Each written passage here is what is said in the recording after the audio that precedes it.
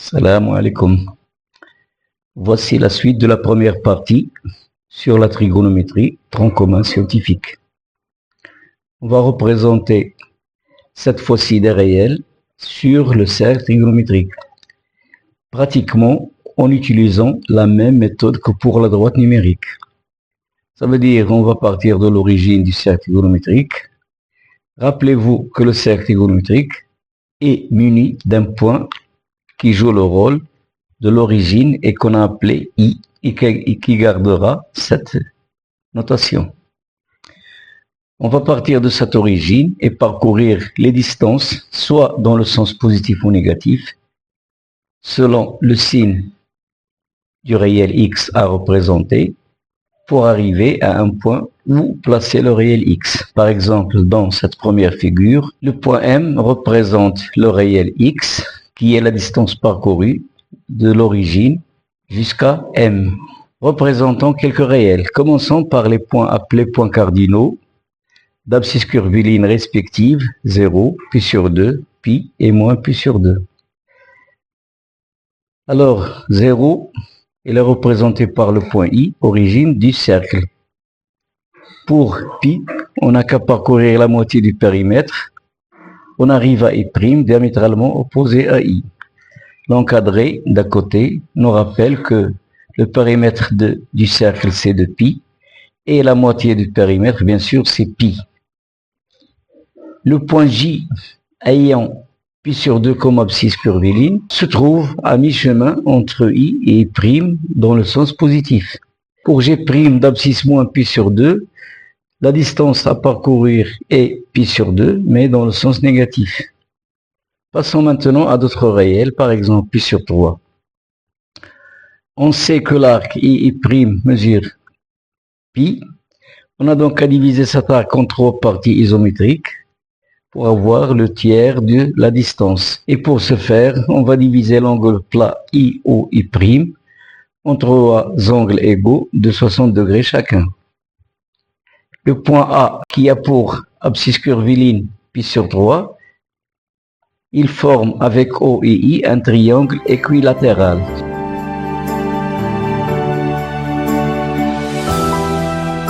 Passons maintenant au réel pi sur 6, moins pi sur 3 et moins pi sur 6. Pour pi sur 6, c'est la moitié de pi sur 3. Donc pour y aller, en démarrant du point I, on n'a qu'à parcourir la moitié de l'arc qu'on a déjà utilisé pour représenter pi sur 3. Donc, le point I représentant pi sur 6 se trouve à mi-distance entre I et A. On utilise la bisectrice du triangle équilatéral dont on a parlé auparavant pour arriver au point qui a pour abscisse curviligne pi sur 6. Pour représenter moins pi sur 6 et moins pi sur 3, on n'a qu'à parcourir les distances pi sur 3 et pi sur 6, mais dans le sens négatif. Pi sur 4, c'est la moitié de pi sur 2. Pour le réel de pi sur 3, c'est 2 fois pi sur 3. 3 pi sur 4, c'est 3 fois pi sur 4. Ainsi pour 5 pi sur 6. Et pour les opposés, l'idée est que le parcours se fait dans le sens négatif.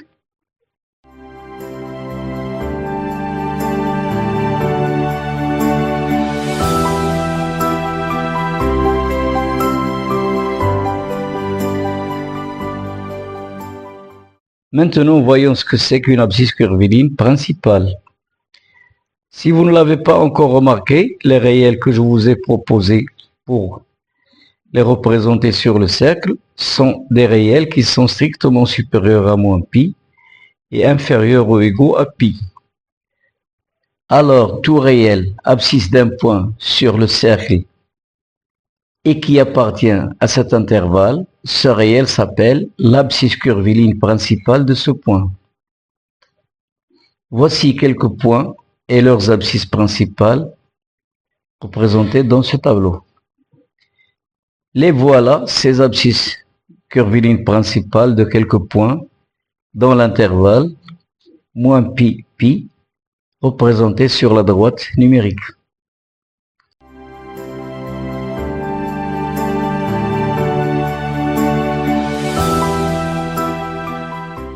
Il est possible qu'un point admette plusieurs abscisses curvilines.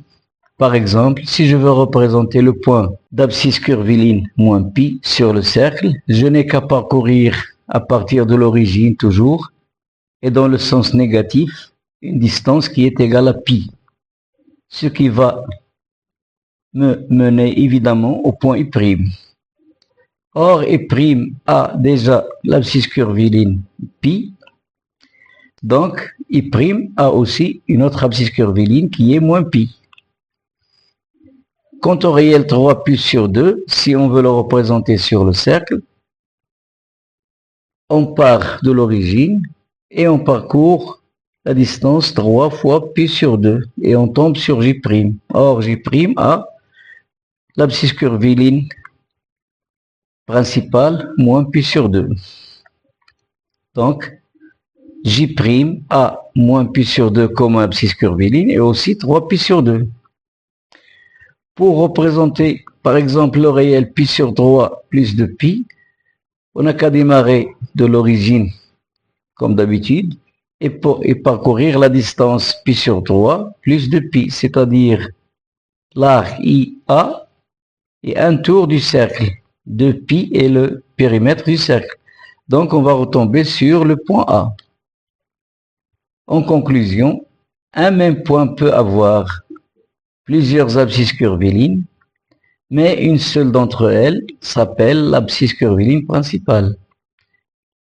Pour obtenir des abscisses curvilines d'un point, il suffit d'en prendre une et ajouter au retranché un nombre de fois de pi, des tours autour du cercle, un nombre de fois, soit dans le sens positif, soit dans le sens négatif. Voilà ce qu'il y a à retenir jusqu'à présent. Si petit a est une abscisse curviline d'un point M, alors toutes les abscisses curvilines de M s'écrivent A plus 2K pi, avec K appartenant à Z. Donc, tout point du cercle admet une infinité d'abscisses curvilines. Une d'entre elles s'appelle l'abscisse curviline principale. Deux réels A et B peuvent coïncider ou bien être abscisses d'un même point, si seulement si B est égal à A plus 2K pi, ou encore B moins A égale 2K pi, K entier relatif.